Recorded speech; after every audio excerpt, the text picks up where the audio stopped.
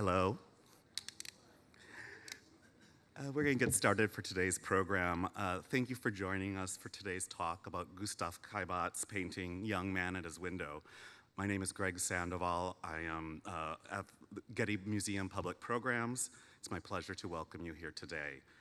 Today's lecture by curator Scott Allan complements the magnificent exhibition Gustave Caillebotte Painting Men, which is currently on view at the Getty Center through May 25th.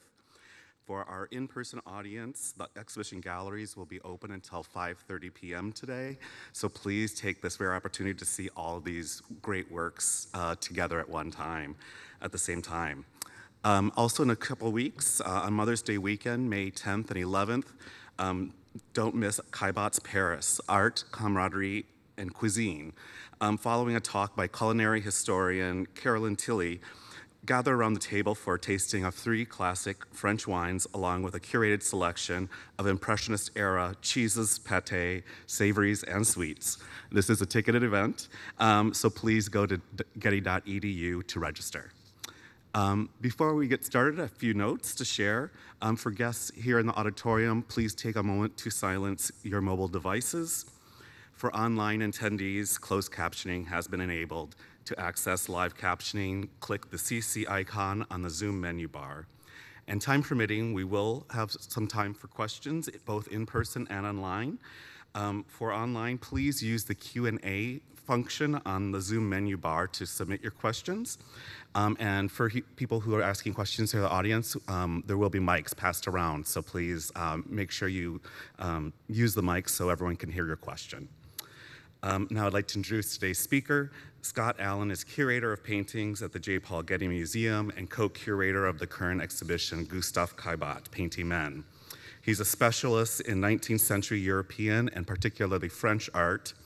Since starting at Getty, he has curated numerous exhibitions, including Manet, A Bar at the Folies Bergère, the spectacular art of Jean-Léon Gérôme, the scandalous art of James Ensor, Unruly Nature, the landscapes of Théodore Rousseau, and Manet and Modern Beauty. Now I'd like to turn the lecture over to Scott. Please join me in welcoming him.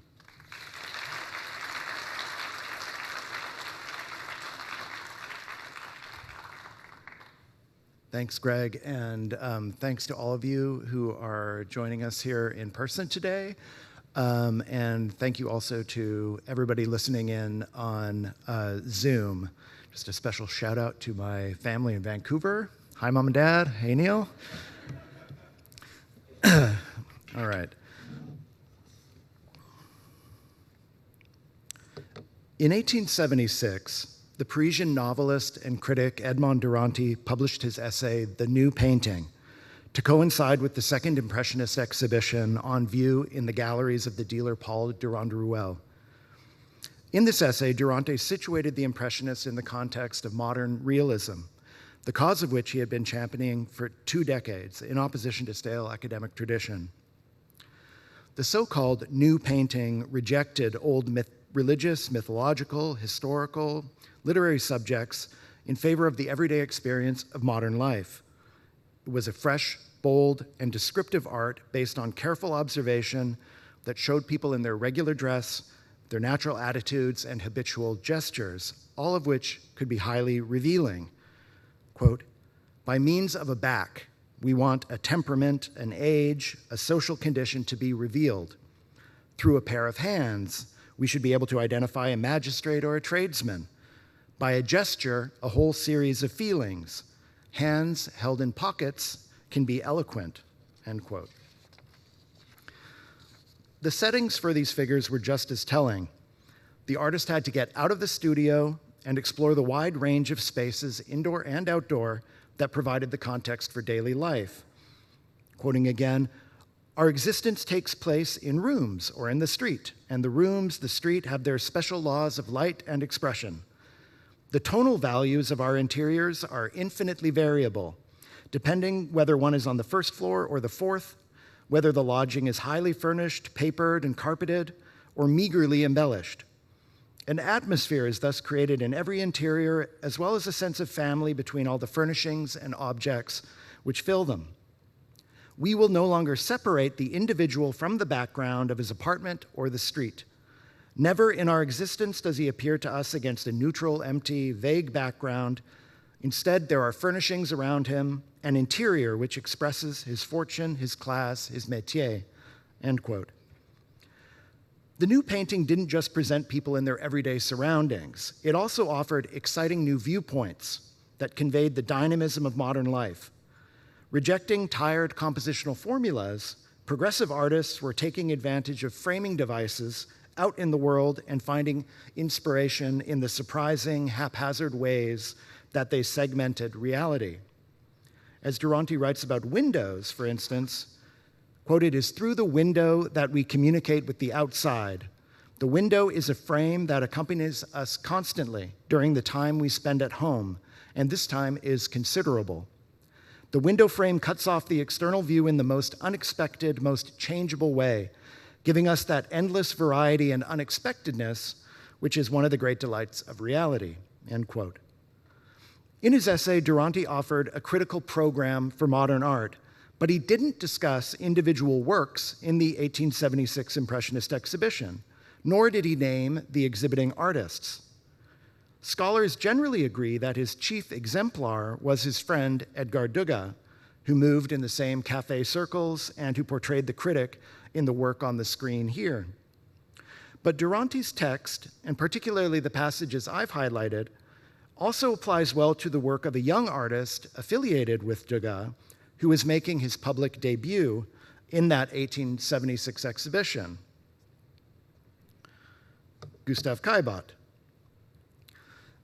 Indeed, a painting by Caillebotte that the Getty acquired in 2021 that catalyzed the present exhibition, and that is my focus today, is practically a manifesto piece for the new painting. Young man at his window has all the ingredients: a room with its specific decor and lighting conditions, an open window that dynamically frames a partial view onto a modern streetscape, and within this quotidian setting, a contemporary individual, a young man with his back turned to us and his hands in his pockets. A deliberately anti-academic, anti-theatrical attitude that existed at the opposite end of the spectrum from a figure like Delaunay's David. Taking our cue from Duranty, we will see just how eloquent the attitude of Caillebotte's young man could be. Before turning to this figure, however, I want to dwell on his setting, which is very specific and crucial to our understanding of the picture. The depicted room was on the 3rd floor of the Caillebotte family's residence in the affluent 8th arrondissement in Paris, in the northwest part of the city. The building occupied the corner of the Rue de Lisbonne here and the Rue de Miromesnil, just south of the Boulevard Malesherbes, which ran from, laser pointer from an angle is tricky on a map, from the Madeleine up past the Church of Saint Augustin toward the Parc Monceau up there. The arrow on the map detail here indicates the direction of the view in the Getty painting. And just for your reference in the picture, the window immediately overlooks the Rue de Lisbonne here. We see the Rue de Miromesnil cutting up steeply here, and then just beyond a glimpse of the Boulevard Malesherbes.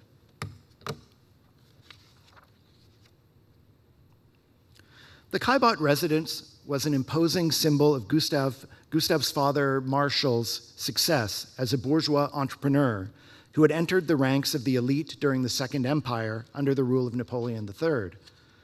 In the 1850s, Martial made a fortune in the textile business as a partner in Chambry and Company, which thrived on government contracts to supply bedding to the French army.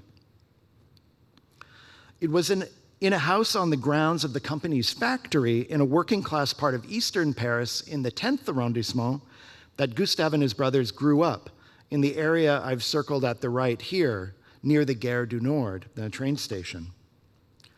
Martial was quick to parlay his good fortune into property and real estate. Early on, he invested in productive farmland northeast of Paris near the town of Meaux, and in 1860 he acquired an impressive summer house and estate in Hyères, just southeast of the city. The Yare property would provide the setting of some of Gustave's earliest works, like the unfinished painting on the left, which shows the billiards room on the ground floor of the neoclassical house facing the landscaped grounds. As the photos on the right suggest, the Caillebotte property has been beautifully restored and is open to the public. It's well worth the visit. When Marshall and his partners liquidated their company in the early 1860s, they razed the factory and built several new apartment blocks in its place, a valuable source of rental income in the years to come. The apartment buildings were right around there. Not long afterwards, Marshall snapped up a valuable parcel of land on the opposite side of the city in the rapidly gentrifying 8th arrondissement, which would be the site of the family's grand new Hôtel Particulier. Construction proceeded rapidly, and they moved in toward the end of 1867, when Gustave was 19 years old. Here he is around that time. By any measure, this house was impressive. The post-mortem inventory drawn up in 1878 upon the death of Gustave's mother, Celeste, gives us a detailed description of the layout. On the ground floor were the concierge, kitchens, and office for household staff, as well as an inner courtyard and horse stables, accessed by a porte cochere. On the second floor, or premier étage, were the family's reception rooms, the grand and petit salon, billiard room, library, winter garden, and of course, dining room, which features in Gustave's painting Luncheon in the exhibition. On the third floor, or the deuxième étage, were 6 large, richly furnished rooms which comprised the family's private quarters. One of these rooms features in Gustave's young man at his window, and another in his young man playing piano. Then above these rooms, finally, were the servants' quarters. With central heating, water closets, and buzzers for calling staff, the Caillebotte residence represented the height of bourgeois luxury in the late 1860s. We're lucky that the building survives, and while the interior has been totally reconfigured, the view from the window shown in the Getty painting has changed very little. I was able to verify this in the summer of 2023 when I joined my co-curators, Paul Perrin and Gloria Groom, in Paris on a reconnaissance mission to explore Caillebotte's neighborhood and the sites he painted. On one memorable day, we went to the intersection, now called the Place de Dublin, which Caillebotte made famous in the monumental Paris street Rainy Day, before motor vehicles, traffic islands, and trees cluttered the view. Heading a few blocks down, we paused on the Pont de l'Europe, which spans the railway cutting of the Gare Saint-Lazare and which Caillebotte famously depicted in this painting. Sadly, the bridge is much modified today with no trace of the original lattice work of girders that so captivated the artist. A few blocks past the bridge, we arrived at the Rue de Lisbonne, where we tried to recapture the view Caillebotte painted in House Painters. The wine shop featured in this painting was located directly across the street from the impressive Caillebotte residence at 13 Rue de Lisbonne, which I'm showing again here. And we crossed the street to get a better look at the plaque commemorating Gustave, which reads, quote, Gustave Caillebotte, 1848 to 1894, patron of the Impressionists and artist-painter, lived and worked here, end quote. Then we turned the corner to look at the building's other facade on the Rue de Miromesnil, and that's where we saw her, a woman smoking a cigarette by the entrance. Sensing an inn, Paul asked her if she worked there. She said yes. He introduced himself and explained our purpose, and she kindly led us into the inner passageway. We checked the directory and noted the name of a law firm occupying the deuxième étage. We got someone on the intercom, again explained our purpose, and a nice lawyer named Philippe ushered us in. And since taking offices in the building and learning its history, he had developed a fascination with Caillebotte and was even displaying a reproduction of the Getty painting in his office. He offered us some refreshments in the adjoining conference room, which happens to be the room depicted in the painting. This is the window in question, and the same window seen from the street, which I just circled in yellow there. Of course, we were very excited when he allowed us to take pictures of ourselves, like the serious scholars that we are. Here I am assuming the young man's position, while Gloria holds open the rather loose French window, which kept swinging shut. Although a thin metal balustrade has replaced the heavy stone one, and wooden parquet flooring has replaced the richly colored carpeting, the view is much the same as in the painting, especially when the weather is cooperating, as it was on that sunny early summer day. Enough fun and games. Now that we are thoroughly situated and have a sense of Caillebotte's family background and material circumstances, let's return to the young man in the painting. His elevated position and commanding viewpoint over the streets tells us a lot about his class privilege. His position, you could say, is that of a wealthy property owner. The possessive his of the painting's original title, Young Man at His Window, is important here. Standing in his black suit with his hands in his pockets, he could easily be seen as the archetypal propriétaire, property owner, or rentier, the kind of person who lived off of rental income and investments. A man of the landlord class, like the target of this caricature by Daumier, who is relishing the prospect of increasing rents on his tenants as the neighborhood undergoes redevelopment. Such people had a vested interest in the Haussmannization of Paris, by which I mean the massive urban renovation project that was begun in the 1850s during the Second Empire, spearheaded by Baron Haussmann and fueled by rampant real estate speculation. Thanks to Marshall's property investments and building projects, the Caillebotte family benefited directly from Haussmannization and had a material stake in the new city.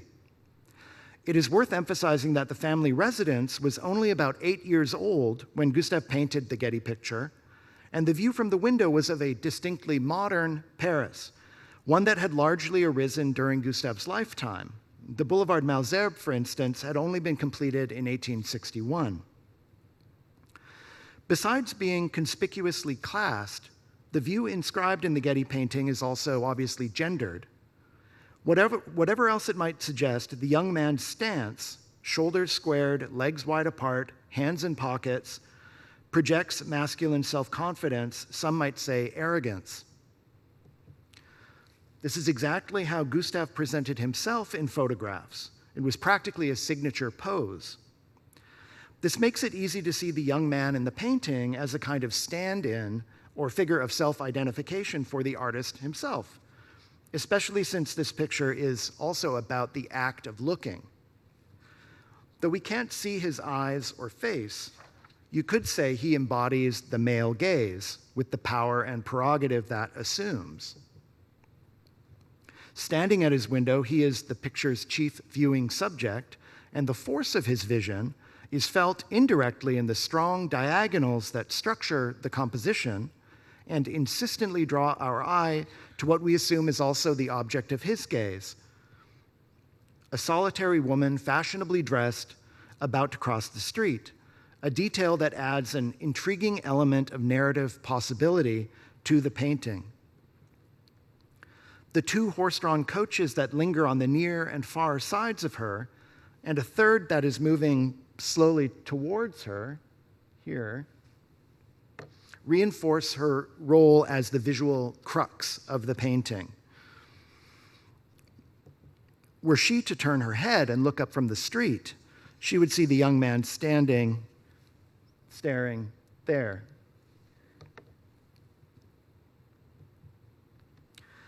While there may be some degree of identification between the artist and the man at the window, we should be cautious about conflating them. The artist's viewpoint, and by extension ours, is clearly behind and to the left of the young man, meaning that our view out the window does not exactly align with his. Are we right to assume that we're looking at the same thing? All the painting's visual cues lead us to think that he is fixed on the woman on the street, but it is not impossible that he is focused on someone or something else entirely, or for that matter, on nothing in particular, his mind drifting. With his back to us, he is a psychologically remote figure, not much more than a dark silhouette.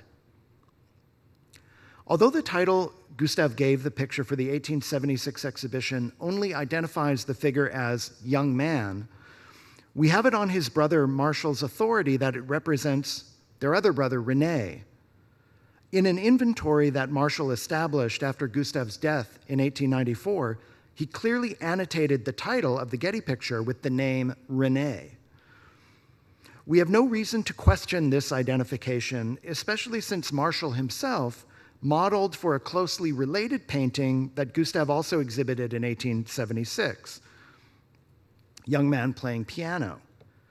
The canvases have the same dimensions, one being horizontal in format, and the other vertical. Both show us corners of rooms on the same floor of the family home, both rooms facing the Rue de Lisbonne. In one painting, the window is closed, muslin curtains drawn. In the other, the window is wide open. Martial, seated, is shown concentrating on his music, his hands reflected in the polished surface of his expensive piano. René, on the other hand, standing with his hands in his pockets, appears preoccupied by the world outside, a sliver of his head and silhouette reflected in the window. Gustave evidently conceived these two paintings as a contrasting fraternal pair, their status as portraits thinly disguised by their generic titles. Now, if we consider the Getty painting as a veiled portrait and start probing into René's life, fascinating new perspectives open up that complicate the reading of the picture that I've outlined so far. So what do we know about René? The picture is still pretty sketchy, but research done in the past few years, including for the present exhibition, has yielded some extremely interesting information. But before I get to that, let me start at the beginning. Martial Caillebotte Sr. and his wife Celeste Dauphren had 3 boys in close succession. Gustave, born in 1848, was the oldest. Then came René, born in 1851, and finally Martial, born in 1853. Here they are as boys. Already we see a strong contrast between Gustave on the right, who comes across as very kind of direct, blunt, confrontational almost, and Martial on the left, a more delicate boy, elegant and refined. And this contrast carries through in photographs of them as men. And middle son René falls somewhere in the middle. More handsome perhaps, but maybe also a bit less distinctive. When we flip through surviving family albums, we can chart René's development year to year. But honestly, we don't know much about him as a child and an adolescent. It does seem like he was close to Gustave. They went to the same school, they had athletic inclinations, they had friends in common. Here are the two of them side by side in a group of boys lining up for a photograph. Impatient with bourgeois niceties and with the hint of a smirk on his face, Gustave doesn't seem that interested in posing, damned if he was going to take that fist out of his pocket. There's more affectation in René's manner, self-consciously playing the gentleman with his cigarillo, trying to act more mature than he was, a typical teenager.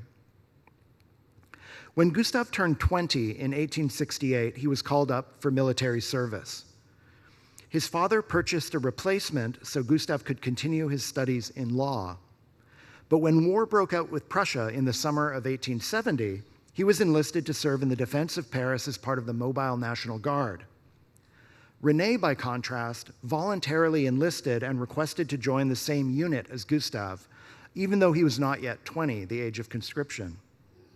This says something about his patriotism and sense of fraternal devotion, but it might also suggest a certain impulsiveness or recklessness.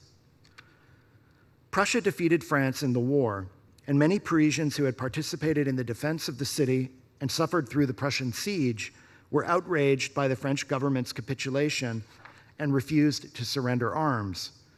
The ensuing civil uprising resulted in a breakaway revolutionary government known as the Paris Commune, which after 2 months was brutally suppressed by the French army during the so-called Semaine Sanglante, or Bloody Week, in late May 1871. And as one scholar has recently discovered, René was caught up in the mass arrests of communards that immediately followed. It seems that he wasn't detained for too long, however, and it is possible that his father exercised some clout to have him released.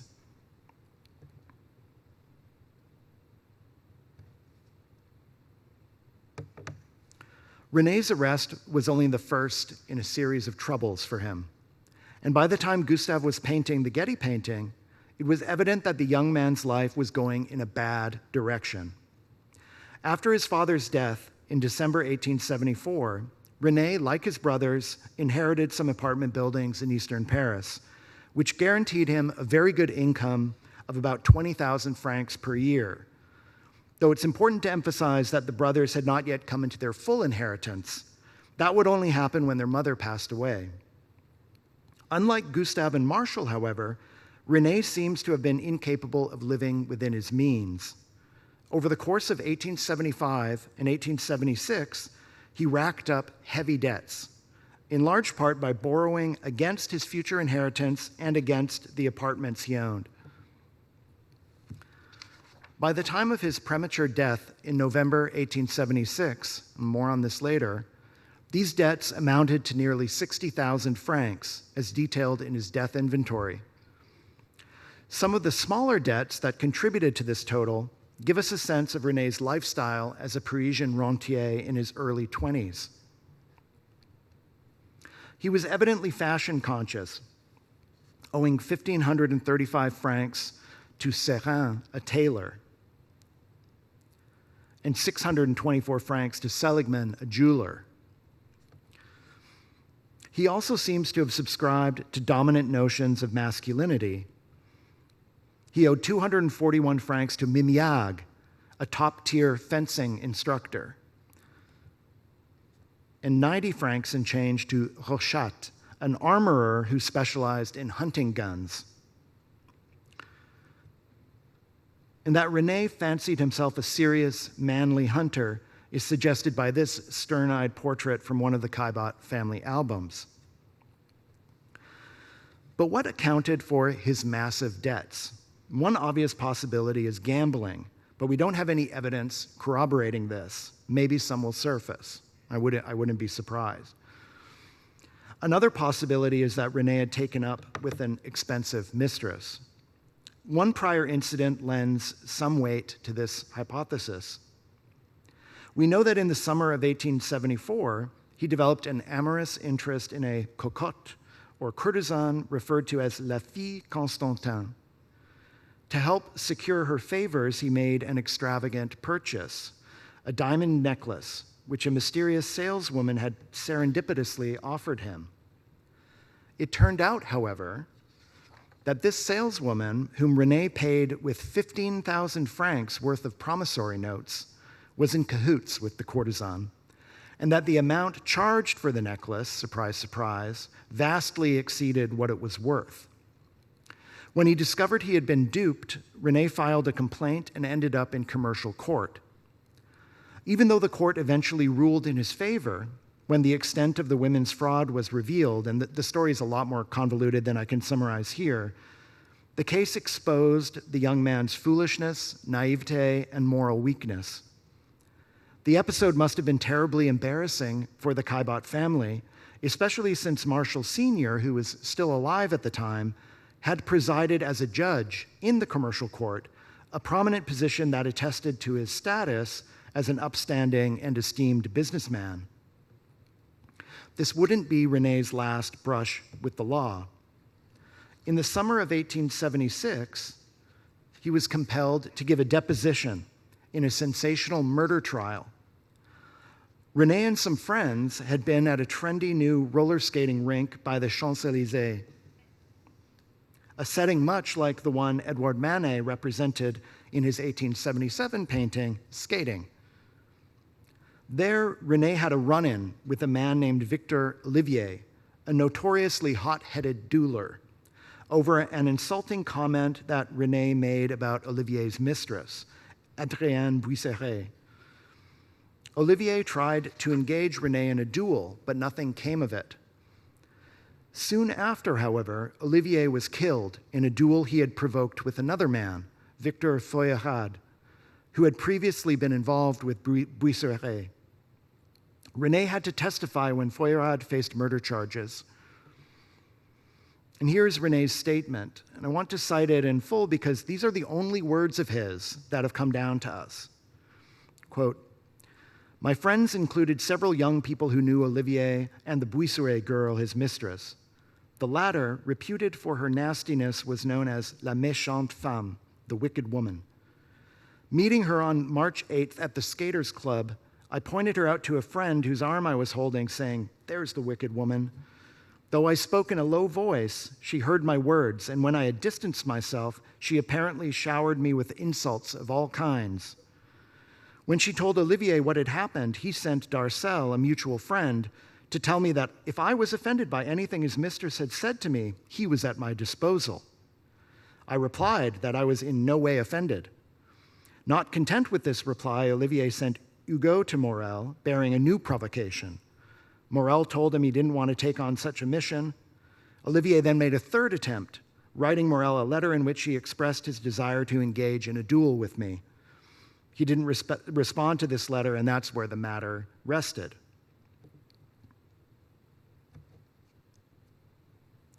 The Hugo that René mentions as an intermediary in this business was, in fact, his friend Paul Hugo, whom Gustave would portray 2 years later in an extraordinary full-length portrait, which you will see at the entrance to the exhibition here. Hugo also had to give a deposition, and while his and René's statements served primarily to impugn the quarrelsome character of Olivier in the trial, it's also true that they don't cast René or the company he kept in the most flattering light. More embarrassment for the family, especially considering the extensive newspaper coverage of the trial, which named René and cited his testimony. How, we might wonder, did Gustave deal with all of this? Did he stand by his brother? Did he detach and withdraw?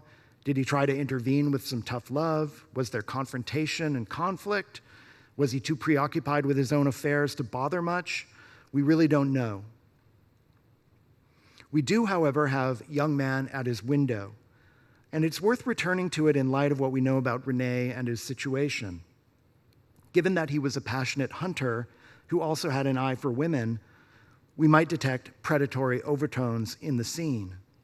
The orientation of the armchair toward the window suggests that this was a habitual station for him.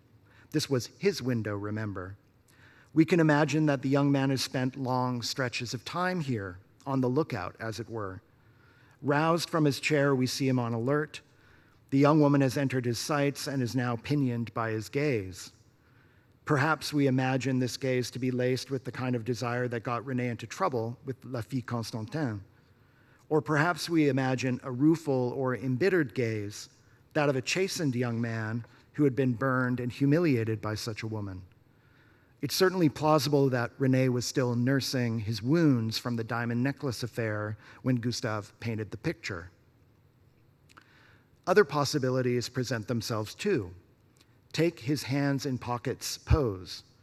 Besides masculine nonchalance, it also connotes idleness, especially if we consider this painting alongside Young Man Playing Piano, which highlights Marshall's manual activity as a pianist, or with Floor Scrapers, which emphasizes the worker's manual labor and implicitly draws a connection between that labor and the painter's own work, given that these men are preparing the floors of the artist's studio in the family home. Gustave showed both paintings with the Getty picture at the 1876 Impressionist show, and they attest to the strong sense of vocation that was driving Gustave and Marshall at that point. After a few years training in the studio of Léon Bonnat, Gustave had committed to the Impressionist group both as an exhibiting painter and as a patron, while Marshall, who had been studying at the Paris Conservatory, had serious ambitions as a composer. René, by contrast, had no similar sense of vocation, and this may have been painfully apparent to him. Maybe what the Getty painting captures, then, is something of the anxious boredom and restlessness of an idle young man who lacked direction, and who had yet to establish himself independently. Still on the cusp of adulthood, René was approaching his mid-20s and, like his brothers, had not yet come into his full inheritance, as I mentioned earlier. Like them, he was still living under his mother's roof in the house that his late father had built, and it is entirely possible that he found this circumstance particularly stifling. This is how some recent scholars have interpreted the painting Luncheon, which accentuates the physical and psychological distance between mother and son, as René rudely tucks into his meat while the widowed Celeste is still being served. As for the Getty painting, it becomes the picture of a young man, not yet his own man, stuck in his gilded cage and yearning for some kind of escape. That might be too romantic a reading, but Gustave's carefully orchestrated composition does a lot to emphasize the sense of enclosure. Only a small section of the room is shown. René is flanked by the window doors and positioned in this narrow space between the plush armchair and massive stone balustrade. His scale is diminished relative to his surrounds, and however commanding his prospect with all these forceful diagonals, his view is also walled in on all sides.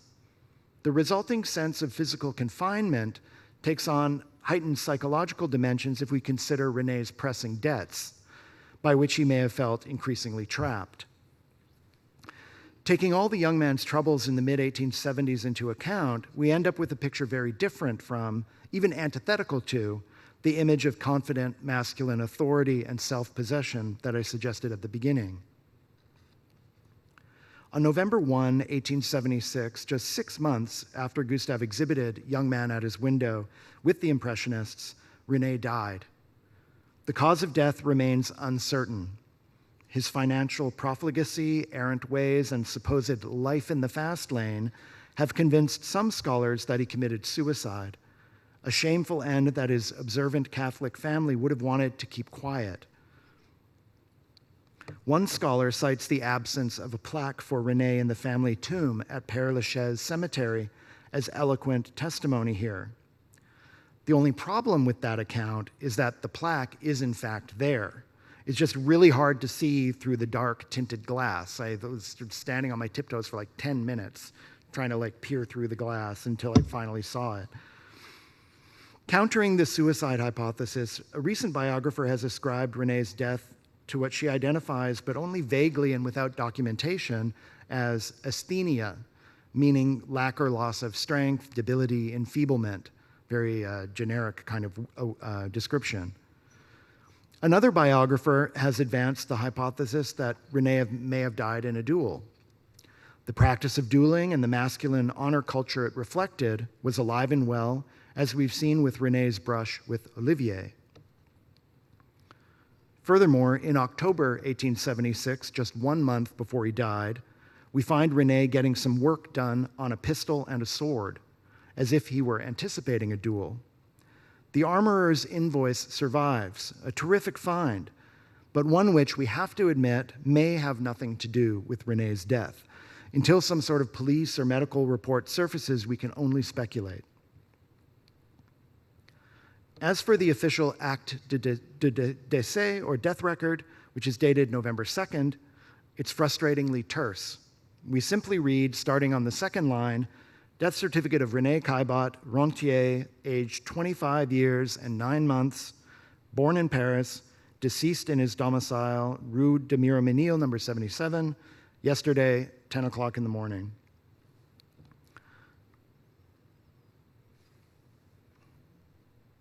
Oops.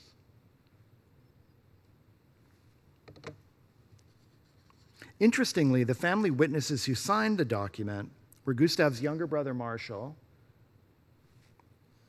and his half-brother, Alfred, a priest.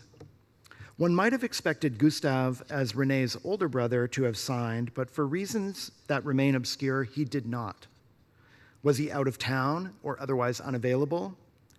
Was he too upset to deal with the legal formalities? Or did he refuse to serve as witness? And was that refusal a sign of some greater disaffection? We can't rule out any of those possibilities. One thing we can be sure of, René's death forced Gustave to face his own mortality. On November 3rd, Just 2 days after René's death, Gustave was having his last will and testament notarized. The fact that René died without a will must have been an urgent motivator here. Gustave's will was an important act of self-definition, one that underscored his newfound identity as a painter and as a patron. Indeed, his exclusive concern in this document, which named his friend Renoir as executor, was the cause of his fellow Impressionists. In the short term, as Gustave spelled out, he would ensure the funding of their next group exhibition, and in the long term, the bequest of his Impressionist art collection to the French state would validate it as cultural patrimony and help ensure its place in art history. Gustave's family scarcely factored in the document, except insofar as his brother Marshall was appointed as custodian of the collection until the state could accept the bequest on the artist's terms. It's important to remember that Gustave was only 28 years old at this point, and he had scarcely begun forming his Impressionist art collection. He'd been at it for less than 1 year. His will was a completely aspirational, forward-looking document, and I think we can reasonably conclude that René's death was a pivotal moment of resolution for the painter, one in which he redoubled his commitment to the Impressionist group and his commitment to his own work. The intensity of that commitment in the years that followed the painting of Young Man at His Window, when Gustave ventured beyond the family home and cut anchor with his past, is plainly apparent in the present exhibition, which I will now encourage you to see or perhaps see again, and hopefully with fresh eyes. Thank you.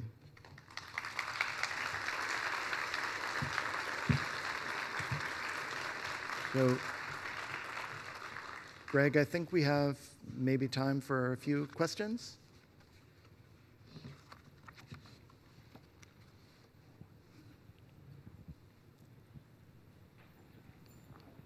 Yeah, in the back there. I think a microphone's coming your way.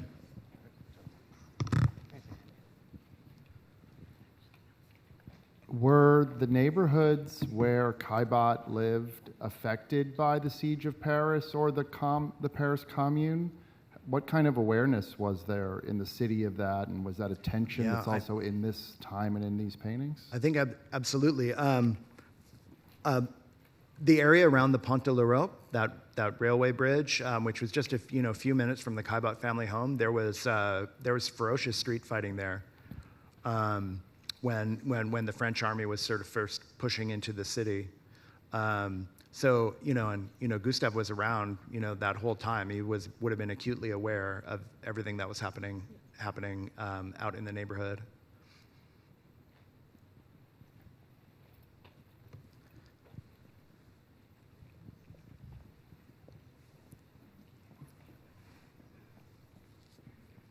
Yeah, okay, microphone's coming down to the front. In the plaque that's in front of his house, they say that he was a patron of the arts, and I thought that he had supported the Impressionists. Yet I didn't see in the exhibition, I didn't see it mentioned, nor did I hear you mention it in the lecture. How was he a patron? I was just alluding to his Impressionist art collection. That's primarily how he was a patron, by buying the works of his friends and forming a very important collection, which was then he bequeathed to the French state, and it's now the core of the Impressionist collection at the Musée d'Orsay. When the show was in Paris, because they have all that Caillebotte bequest material in their permanent collection, they did a special display in the permanent collection galleries where they grouped all the Caillebotte bequest paintings, by Monet and Renoir and Sisley, Cézanne, and so forth, all in a single room, so you could really get a sense of how incredible this collection was and how important that bequest was for, kind of the legacy of Impressionism in France.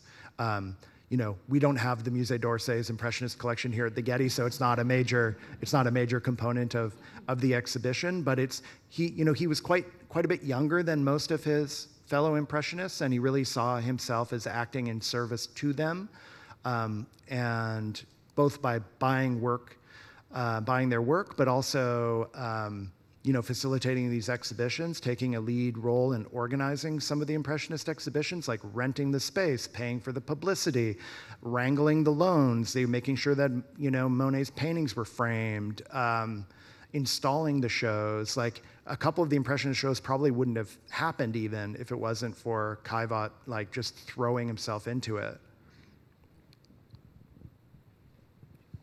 Thank you. I'm referencing here the middle page of this letter, which tells an amazing story. He says in there, I was hoping you'd comment on this. I don't want this to be in an attic. I'm given all these paintings. I don't want them to be in an attic. I don't want them to be in some regional museum. I want them to be, at first at the Luxembourg, and then later I want it to be at the Louvre. Yeah. And then he says, the public may not yet have caught up with this, but maybe about 20 years from now, by the time the public catches up, I want it to be in the Louvre. I'm just wondering if that was hubris at that time. Yeah, I mean, it's an incredibly bold thing as a 28-year-old who's just barely established him. Like, he's done one Impressionist exhibition as an exhibiting artist. He's had basically his debut year. He's made his first purchases, and he's like, this is my mission, to make sure that these artists that I am now fully identifying with get their due in the Louvre. Like, it is an incredibly bold and arrogant, gesture, right? It's really remarkable. And I mean, the reference to the Musée de Luxembourg, that was kind of like the museum for, living artists or recently deceased artists, and there was kind of a rule that, before a painting could go to the Louvre, a certain number of years had to pass after an artist's death before it, so the Luxembourg was kind of like a way station, potentially en route to the Louvre, or potentially en route to some other regional museum, and Caillebotte didn't want that. He wanted his art to stay in Paris.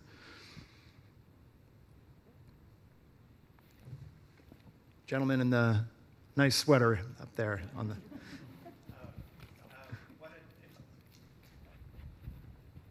Well, such an interesting talk, and also such an amazing new acquisition for the Getty. And I guess I was wondering if you could comment a little bit about Caillebotte's process, and whether these scenes that he's painted are heavily staged. And for example, the Getty picture, would it have been painted, with his brother actually standing there, sort of a staged scene? And to comment on that picture specifically, I was struck by how what is sort of the shadow that falls on the street and that sort of eclipses the figure of the woman sort of resembles the profile of the man himself, which is maybe supported by the fact that it's a mirror image in some ways of the reflection of the man in the window to the right, and whether that might infer something about how we're supposed to think about the relationship between the man and this woman. I hadn't gone down that avenue of thought, but it's, it'll make me look at the picture anew. That's really interesting. I mean, in terms of his process, his early figure paintings especially, and you see a little bit of this in the present exhibition, he did, large numbers of figure studies. We don't have a surviving figure study drawing for the man at his window for the Getty painting, but I wouldn't be at all surprised if there had been one and it's lost or destroyed. And the perspective situation, the composition, it's quite intricate and complex. There must have been studies of that view. I mean, for the Chicago painting, Paris Street, Rainy Day, the next year, there are all sorts of kind of architectural street studies where he's figuring out the perspective.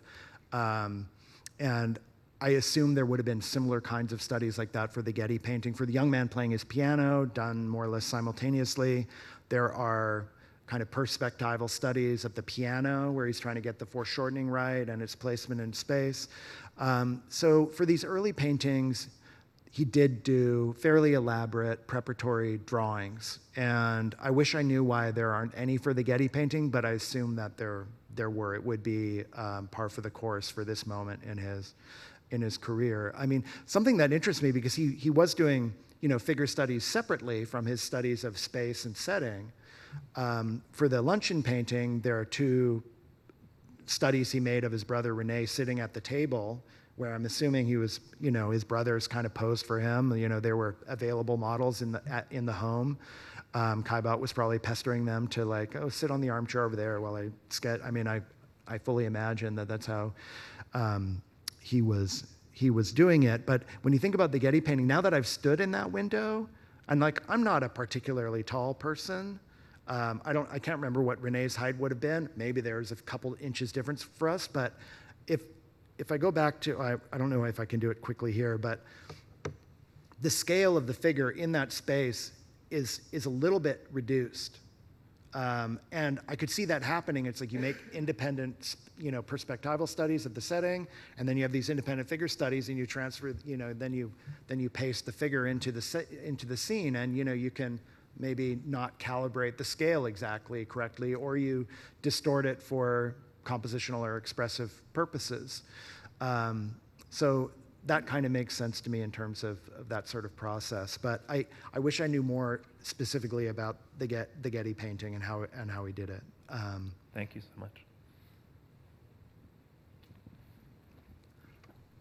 I think we have a hand up in the front here.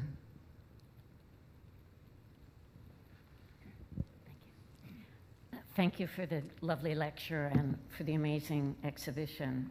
I have a number of questions, but the first one is about the enormous number of paintings from and drawings from private collections. And I was glad to see them there, but I also wondered why so many of Caillebotte's works are in private collections exactly. And what can you tell us perhaps about how his works were sold during his lifetime and sold at his death? Yeah, I mean, it's a great question. It certainly wasn't part of my talk, but I'm very, very happy to give a kind of broad sketch of an answer, because his kind of market history is quite unique compared to the other Impressionists, because he was independently wealthy and was very much in that kind of patron role, and was, by definition, an amateur, i.e. not making a living off of his painting. He was doing it, for the love of it. He didn't really engage with the market much during his lifetime, really. And when he did, it was more as a gesture of solidarity with his fellow artists. Like, for instance, if the Impressionists were banding together for an auction, a group auction to raise money, he joined in, as one of the artists offering work for sale.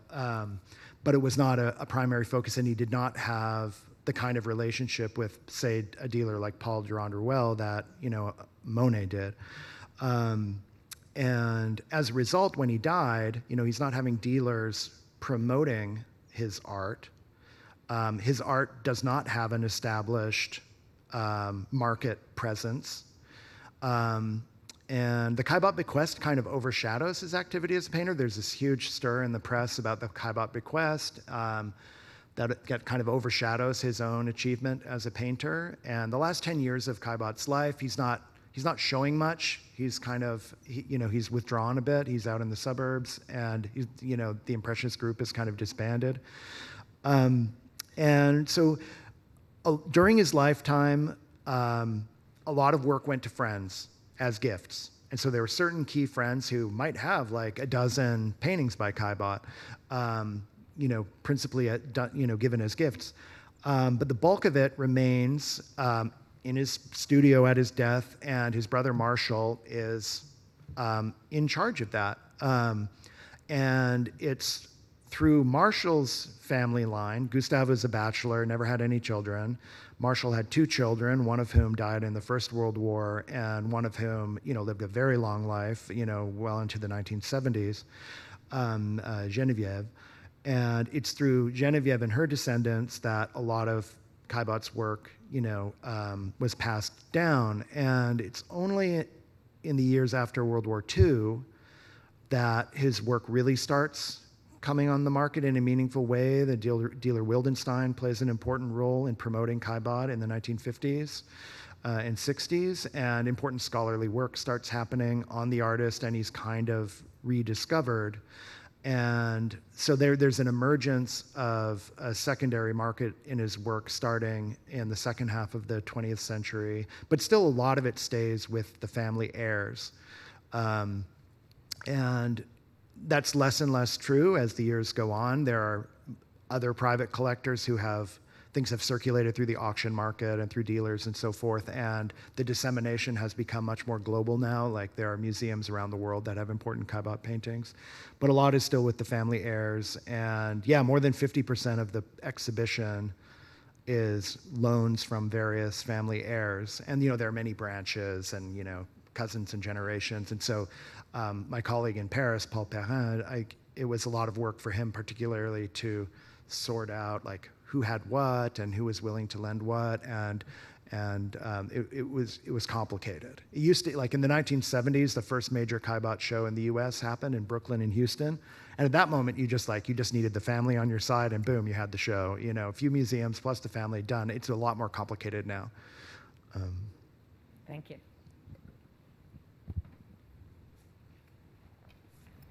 Maybe one more question, Greg? Yeah. Okay.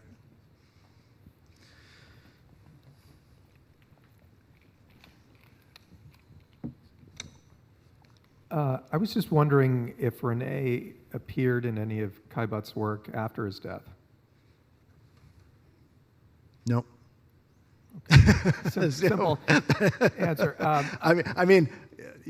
Not that I'm aware of. He really, Caillebotte has certain phases and kind of chapters in his art making, and at this first debut moment, it's like family members in the family home. That's kind of the dominant focus. In 1877, it's street scenes, like not far from the family home, but they're kind of anonymous characters out in the street, pedestrians and so forth. And it kind of goes on. And then when he and his brother Marshall move into their own kind of bachelor brothers apartment after their mother dies, he starts painting more and more like his friends, his immediate social circle, and various portraits and genre scenes. So like he's using, his kind of inner circle as models. I was asking just if there was any evidence of how René's death may have impacted him, other than, of course, you're talking about the will being made. There's so much. After. This lecture is just one big long, I think, speculation about that. It's fascinating, and I think, one thing it did for sure, I think, is drive Gustave and his brother Marshall closer together. They became really a duo, and they kind of ventured out on their own. They the minute their mother died, they sold the family home, they sold the summer estate. They really wanted to disencumber themselves of that past. And in the family home in Paris, like their father dies in 1874 on Christmas Day, then René dies in 1876, and then their mother dies in 1878. So, in 4 years, 3 family members gone, and so they're out of there and they're starting fresh.